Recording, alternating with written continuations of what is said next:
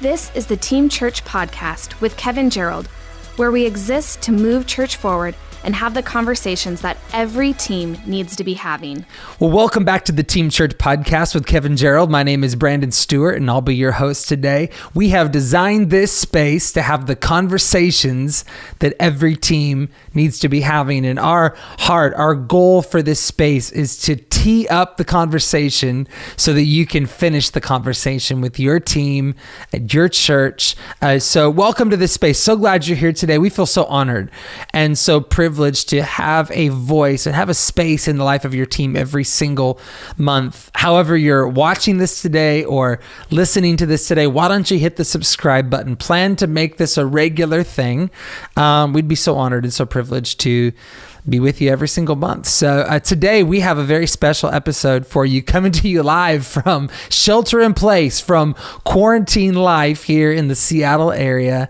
An episode specifically for all of us leading during the coronavirus COVID-19 pandemic. I mean, what a incredible time it is for all of us as leaders in the church. We've never faced something quite like this. And today, actually, we wanted to bring to you an episode that we feel like represented this time and this moment in our journey. We had other episodes in the can for today, but we just wanted to talk to today and to this space. So a few minutes ago, I just recorded a conversation with Pastors Kevin and Sheila Gerald, my pastors and the leaders of the Team Church Tribe. We recorded a call with some lead pastors on a meetup a few minutes ago, and it was so good. It was so rich. I just felt like I wanted to bring this to us today to help all of us lead strong during this season. We recorded a message on maintaining confidence in crisis. It was so good.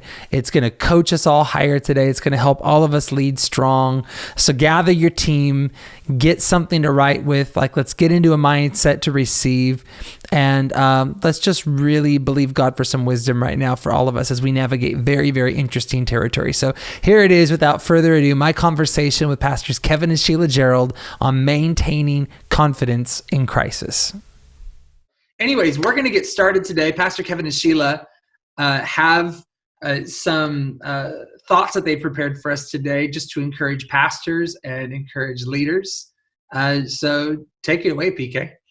I wanted to first say that we've been praying for you guys, and Sheila and I have had such an authentic concern and burden for the church at large, and so we have just really leaned in. And I guess part of it, guys, maybe comes from the idea that we live in a state here that in the USA that would maybe be more like Canada in its leanings in terms of our government or state government. I don't know. And I know a lot of you from Canada are joining me today. And so I don't want to sound like a whiner to you guys, but just that, you know, they don't see us as essential in this season, and don't see the church as essential.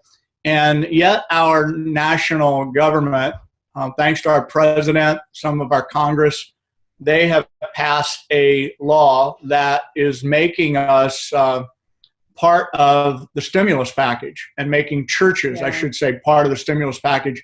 So our heart has been like so grateful for, you know, for while we're disappointed on one hand at a state level and kind of the idea, you know, that they could live without us and would like to live without us. In the national light of the national and the package being offered, some churches will be actually not be closing their doors that otherwise would have. Right. Like if everywhere we're governed by our governor right now, it makes me wonder how many churches would actually survive this and how many would actually get through it. And I'm taking that to heart, and I didn't plan on sharing that with you, but just my attitude, as you guys know, I love the church. I believe it's God's plan A. There is no plan B. And ultimately we triumph no matter what. But I've really been awakened to the idea that all of us are out there every single week on the front lines doing what we do with all of our heart to reach people, win people. But in the process, we're buying buildings. And in the process, we're gaining financial stability and strength and hiring staff members. And then a time like this could actually take all of that away from us. That just bogs my mind. Like a time like this where we didn't see this coming, and a lot of the financial consequences. And some churches, I'm burdened by the fact that some churches are actually not going to make it, and are already, they were in temporary meeting spots, and they're having to adjust. Again, I know that at the end of the day, God's got this. Yeah. But could it be that this is a wake up for us? I'm asking myself, is there something I need to be doing to really applaud and stand up for the leaders in our government who are actually including us in the stimulus package at this point? Because there are churches that are going to make it through right here in the USA only because, and they're going to be able to keep buildings and all of that only because we have a government in place that recognizes the value of the church. So I've been thinking about you guys and knowing that this is not easy. This is a hard time, and we've been praying, and we've been some nights we've been saying, imagine if we were in this scenario. Imagine our church friends in that scenario. Imagine these pastors there. And so anyway, just to say that we love you guys, and we're cheering you on. We're praying with you and for you. And today I want to talk about confidence in crises. Confidence in crises. And I was reminded when I started thinking about the internal state of things. We've been doing, as some of you know, we've been doing these opportunities, these Zoom opportunities and other kinds of online opportunities for leaders and pastors of all kinds. And most of it's informational. But what I wanted to do today was I wanted to talk to you about the importance of leading with confidence and maintaining confidence. And I was reminded of something that years ago came to me in a season where I really needed it, and I want to share it with you. And that is that leadership is not a task. Leadership is a spirit. Leadership is not a task or a project, you could say.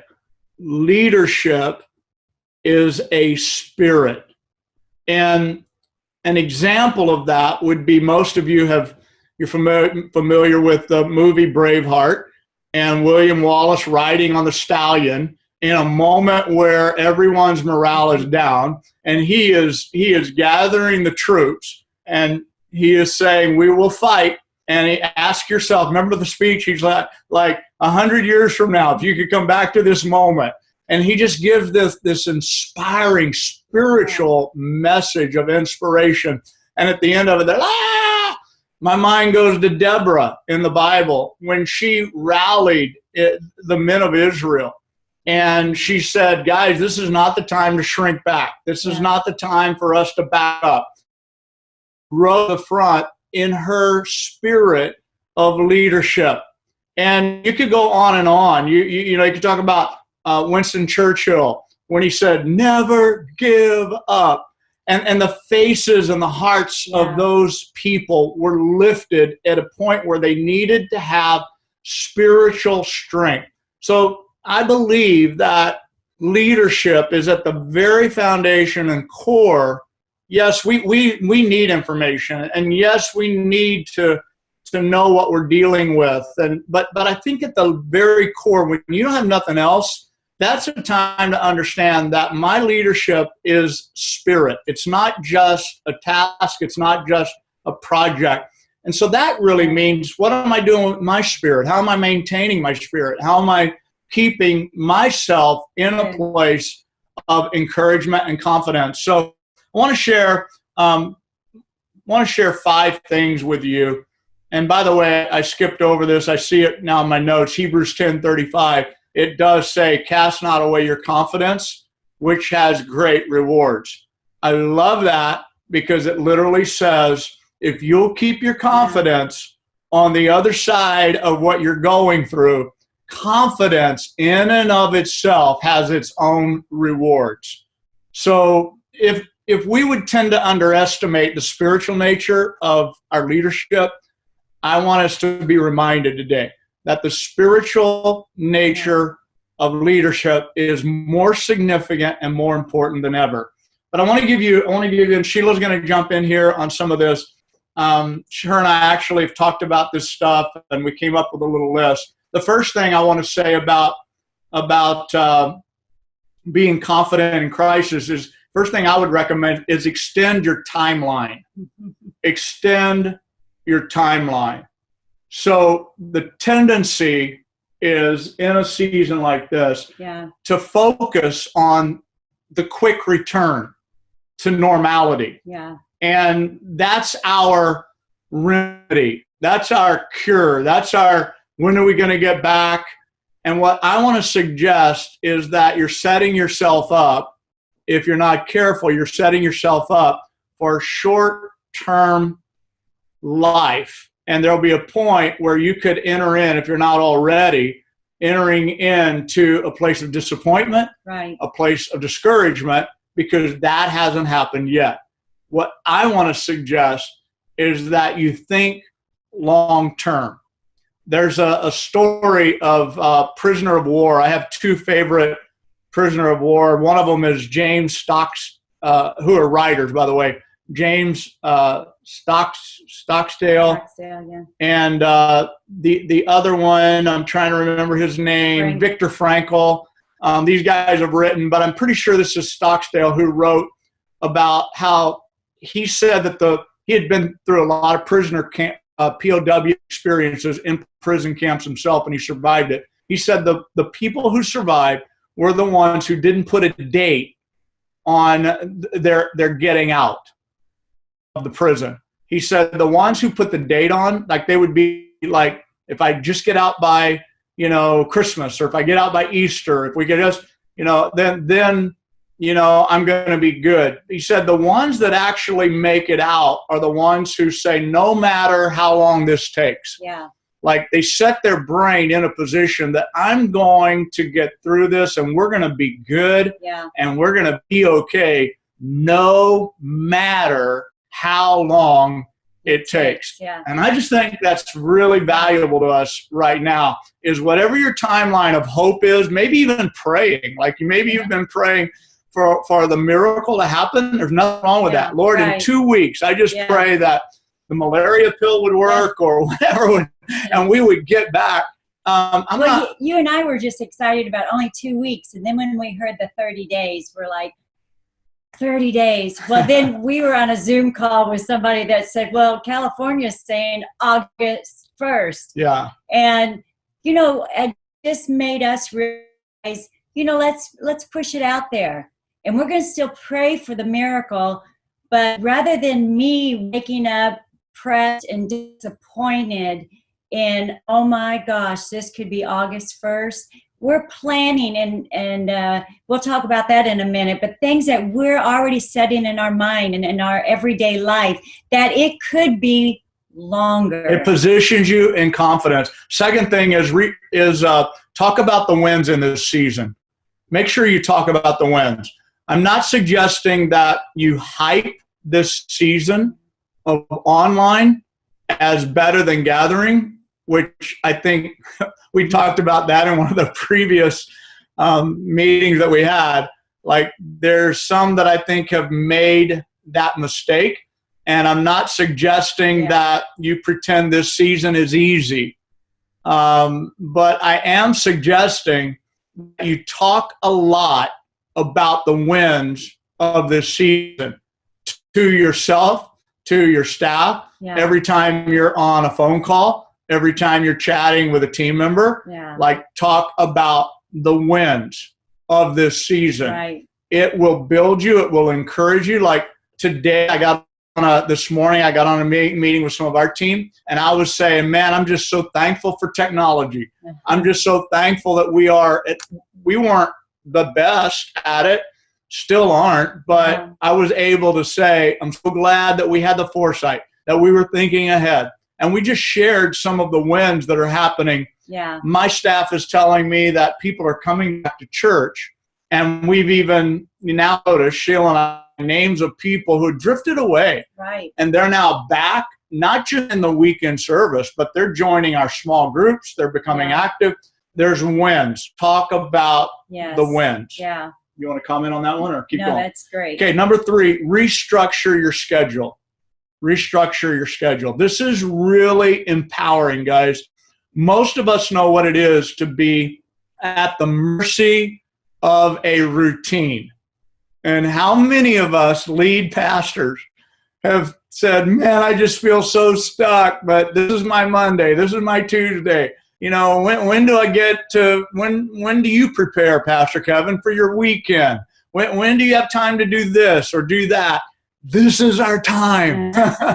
This is our time. All bets are off right now. You're at home, you're somewhere, you're in the office, this is the time. Ask yourself, what are the rocks that I want to put in place first in my own daily, weekly schedule? Mm-hmm.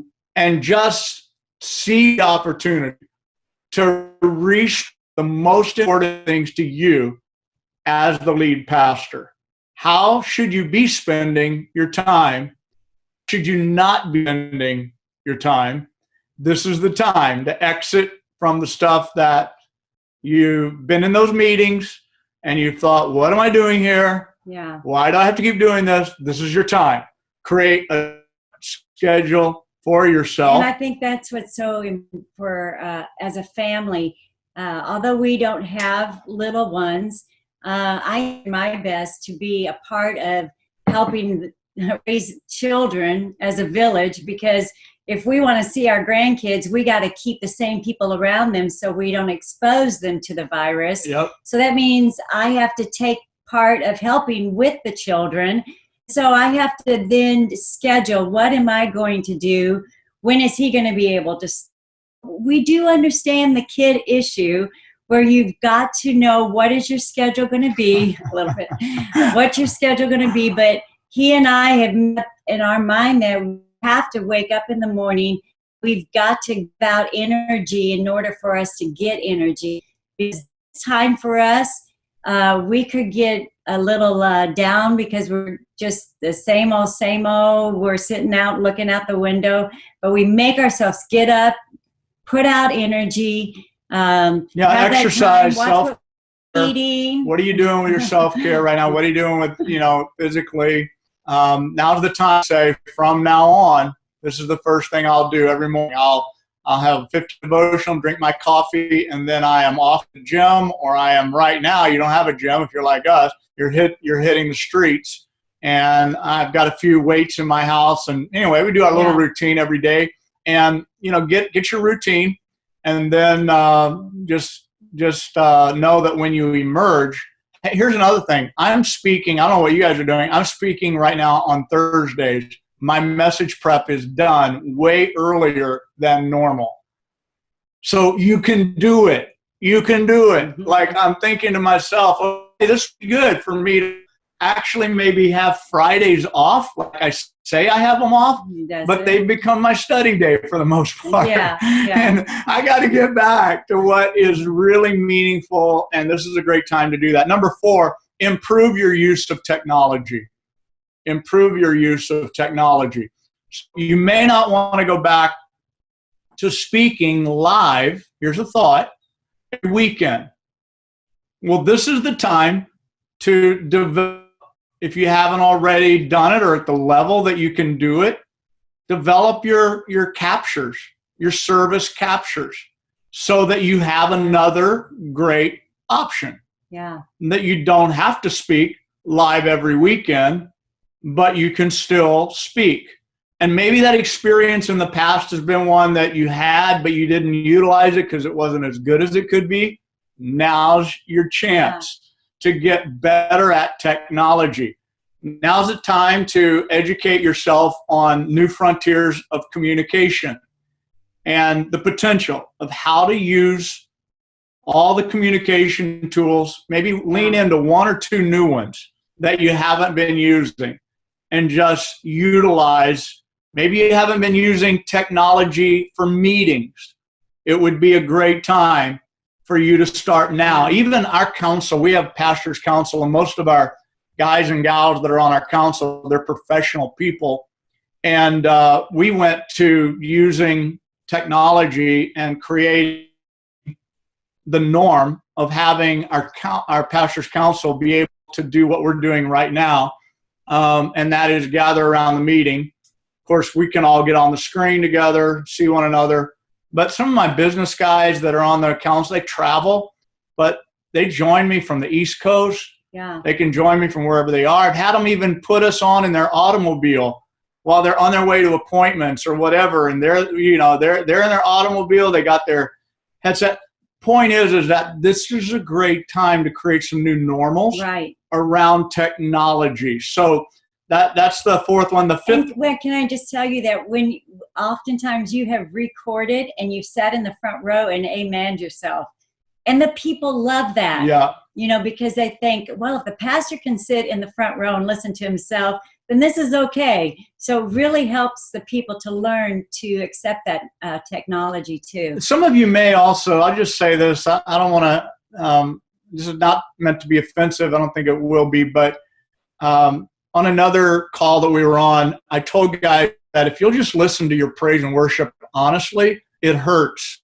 Like it hurts. Like you're wanting people to join in with you, but all of that, those singers, when you really put a mic in, we were bad. We're first to admit, like the off-key people. Bad. Well, this is a time to look at all that, strategize, and ask yourself, how can our worship experience, the singing part, get improved so that the online experience can improve through the season, and people that join in don't have to, ignore or shut things off, or if they try to worship, they're not grimacing along the way, with your worship experience. But, we take the whole month of August off after Team Church. It's great. You're right there speaking to the people. Yep. And they don't even realize that we're out of town for 3 weeks. Anyway, lots of great advantages on expanding your ability and your use of technology. And then number 5, I'll just say this, communicate more, not less. Communicate more, not less. Your confidence is going to be up if you are connecting and communicating in positive forms of leadership with the people that you love and the people that you lead. If you stay if you back away right now, your own confidence will dip. I promise you. Well, I'm an introvert by nature, so I like some space. But I can tell you this. I know there's some people out there, some leaders who are saying, don't over-inundate the online. Don't overutilize it. You got something going every night. I'm just the opposite. My opinion is I say do a whole lot right now. And I'm not talking about you personally. I'm talking about setting up your church so that every day, whether it's children's opportunities, adult opportunities, small groups gatherings, men's meetings, women's meetings, have things that you lean into that force you to actually communicate and connect with all of those things going on across the life of your church and your leadership team, so that you're leading them and you're cheering them on. And you're also critiquing them, and you're helping them get better. Yeah. That's the kind of stuff that I feel like right now you need to up your communication. Our staff meetings right now, probably like many of you, they're all on the screen, little bitty faces on the screen on Tuesday morning. But we're doing it with a vigilance and a persistence, and in some ways it's even better right now. Point is that the normal housekeeping things that we would do in a staff meeting have changed. Yeah. But up your communication. It creates cohesiveness. You feel the purpose that you're walking in. Your understanding of really who you are, how valuable you are, how much you mean to the life of your church and the people. I'm communicating more with text right now. I'm communicating more with our church family right now. People have my phone number and texting that normally haven't had it. And it's because why not? Like right now, yes, you're a person who I want to connect. I've got your number, and now I'm texting you to say, how are you guys doing? So I'm headed into places of communication that I normally wouldn't have felt I needed to be in. And for me, even as an introvert, I can tell you that my confidence goes up because I'm realizing, Kevin, you've got a role to play. You got a space to fill. People need you right now. You really do matter. So, and for myself, I have 2 different phone numbers, and one is for my volunteers. I'm texting people. I'm asking about them. Even though we have a call central going out, there's so many people calling so many people. There are different ones I'm reaching out to, and they think they have my personal phone number, but it's actually I have a phone number, and then on my phone is Ring Central, which is a volunteer number that I can text anybody, and I'm upfront with them. I tell them this is my volunteer number. I don't always get these calls or these texts.